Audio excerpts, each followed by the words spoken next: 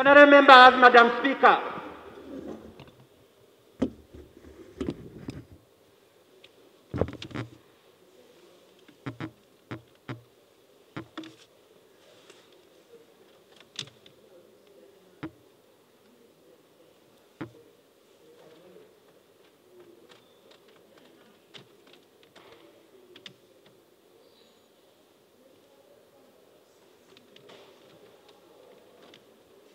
Regional bloc has been ever growing to an advantage to the citizens of the East African community.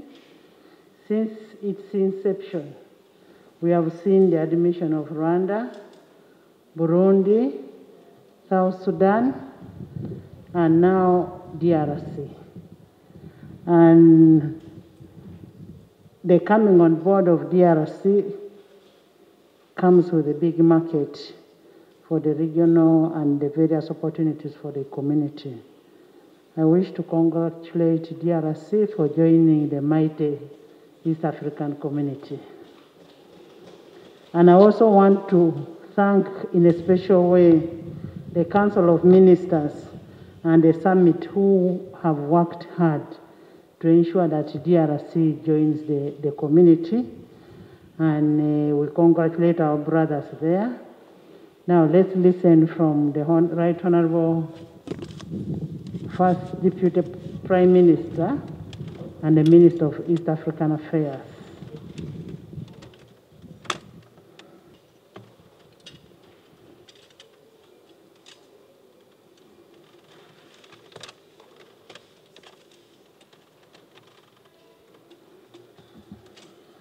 Thank you very much, Honourable Speaker. Begin by congratulating you and Honourable Tayewa on your elevation to these offices, and I wish you well. Honourable Speaker and the members, proceeding under Rule 51, one of the rules of procedure, I'm here to brief the country about the latest developments in the East African community. Honourable members, as you are aware, the East African community, a regional intergovernmental organization comprising of the Republic of Burundi, the Republic of Kenya, the Republic of Uganda, the Republic of South Sudan, United Republic of Tanzania, and the Republic of Uganda, has its headquarters in Arusha, Tanzania. The mission of the EAC is to widen and deepen economic, political, social, cultural integration, to improve the quality of life of the people of East Africa, to increase competitiveness, value-added production, trade and investments. In line with the above mission, the AEC has been processing the application of the DRC to become a member of the East African community. And this is within the powers of the treaty. Article 3 of the treaty provides that certain matters should be taken into account when considering the application by a foreign country to become a member of the community. 1, acceptance of the community as set out in the treaty. 2, adherence to universal accepted principles of good governance, democracy, rule of law, observance of human rights, and social justice. C, the potential contribution the strengthening of integration within the East African region. 4, geographical proximity. 2, an interdependence between it and the partner states. And for your information, our members, the Democratic Republic of Congo shares the border with all the countries of East Africa except Kenya. 5, establishment and maintenance of a market-driven economy. And F, social and economic policies being compatible with those of the community. Honourable members, the Democratic Republic of Congo applied to join the community, and before admission, they were evaluated against the above criteria. The following steps were taken. On 4th June 2019, the Democratic Republic of Congo submitted an application to join the East African community. 2, the 21st Ordinary Summit of the Heads of State, held on February 27, 2021, considered the application and directed the Council of Ministers to expeditiously undertake a verification mission.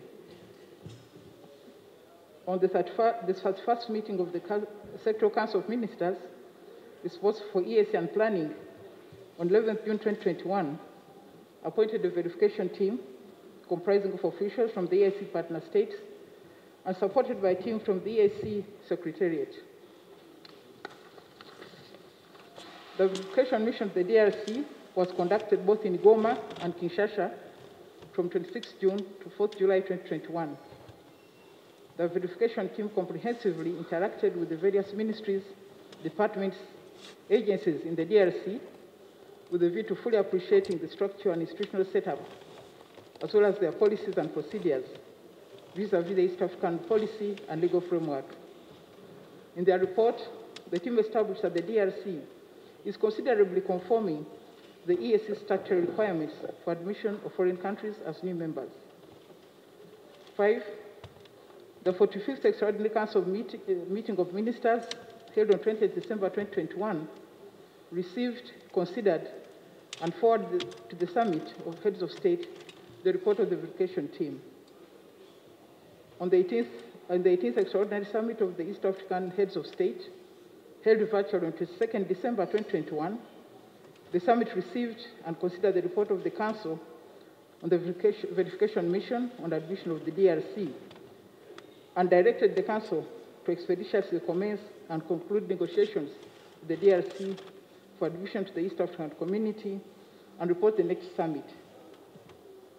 On 24th January, between the 15th and 24th January 2022, negotiations were carried out between the East African Community and the DRC.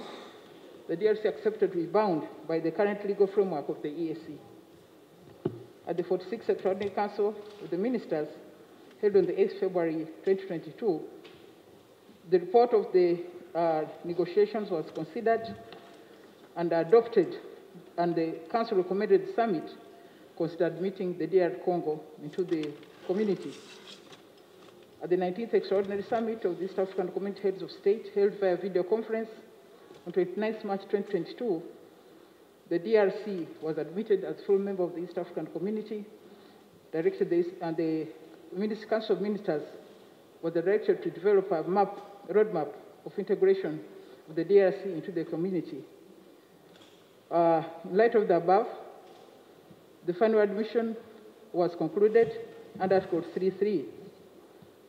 As part of the procedure, the 19th Extraordinary Summit designated HE President Uhuru Muigai Kenyatta, chairperson of the summit, to sign the Treaty of Accession between the EAC and the Democratic Republic of Congo by the 14th April 2022. I'm delighted to inform you that this process was conducted extremely fast by the signing of the Treaty of Accession by the DRC on the 8th of April 2022. Therefore, President Uhuru Kenyatta signed on behalf of the summit, and President Felix Antoine Tshisekedi Tshilombo, President of the DRC, signed on behalf of his country. The Treaty of Accession commits the Democratic Republic of Congo, 1, to the Treaty for the East African Community and all its protocols. It is committed to the tripartite agreement between the EAC, COMESA, and the SADC, and various other memoranda of cooperation subsisting. Among the areas of cooperation in the Treaty of Accession are the following: cooperation in legal and political matters, cooperation in trade, finance, investment, monetary and fiscal matters. 3, cooperation in infrastructure matters. 4, cooperation in productive sectors. 5, cooperation in social sectors. 6, participation in the EAC institutions, projects and programs. G, financial obligations. H, registration of the treaty with the African Union, the United Nations, and any other organizations as the Council of Ministers shall determine. And now that the Treaty of Accession has been signed, the Democratic Republic of Congo will commence the internal processes, beginning with the domestication of the treaty into the municipal law of the DRC, ratification of all the existing protocols, and thereafter the instrument of ratification will be deposited with the Secretary General of the East African Community.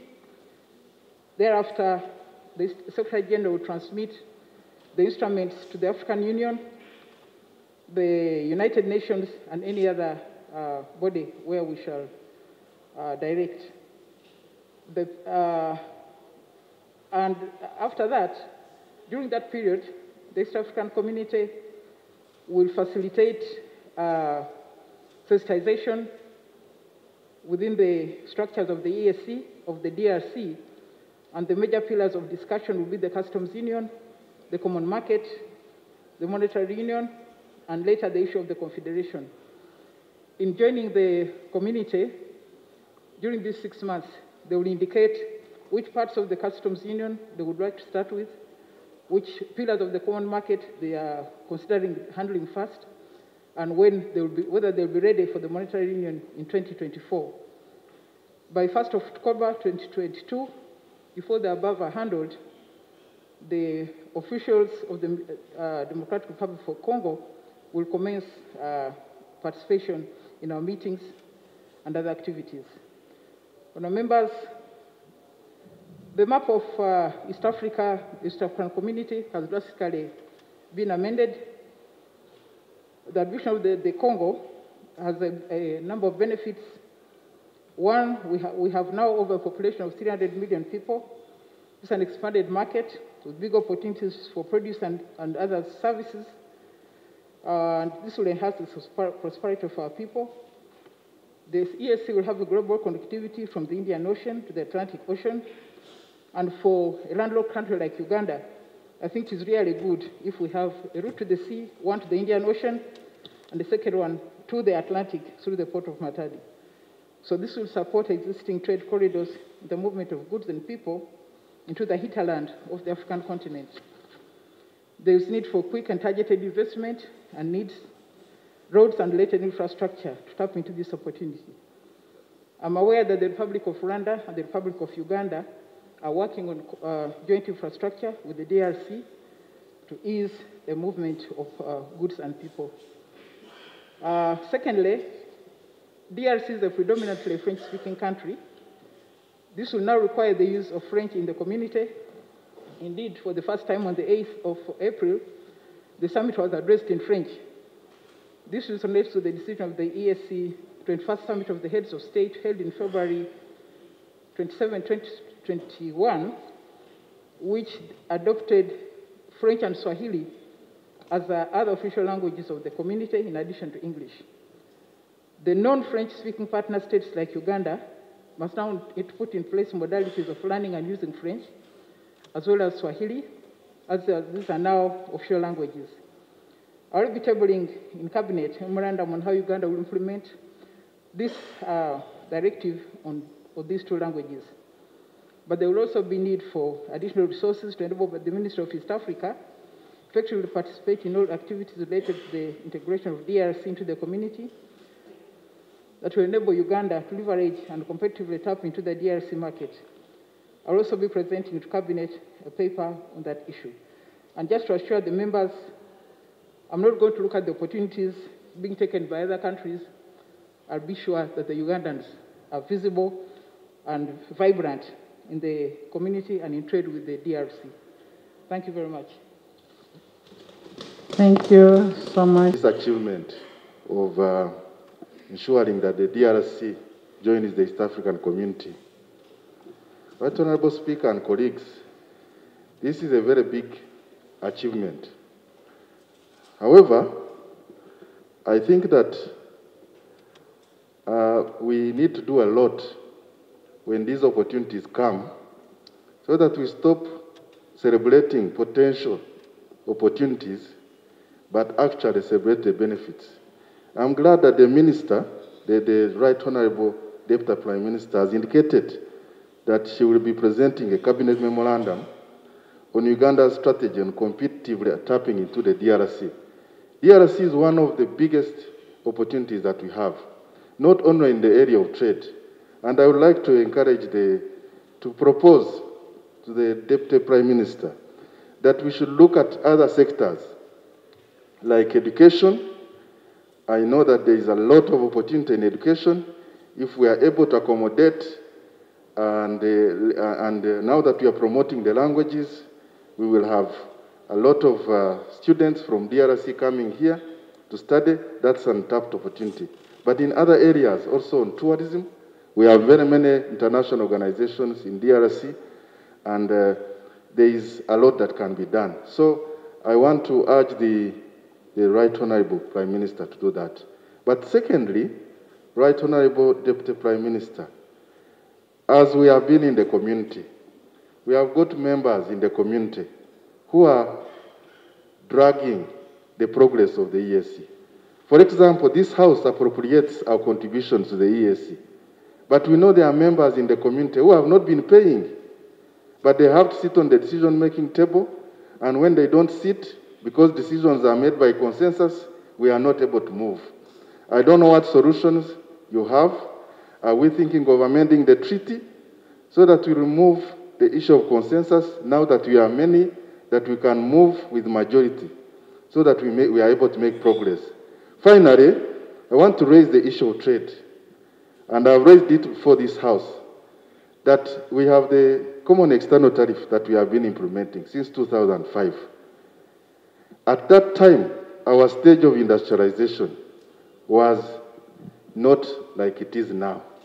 Now that we are promoting import substitution, I think the review has taken long, and I would like to request government to speed up that process so that we promote our industries and make sure that we create jobs for our people. Thank you very much. I submit. Performance of such important trust in this land. Let your blessing descend upon them here assembled, and grant that they may, as in your presence, treat and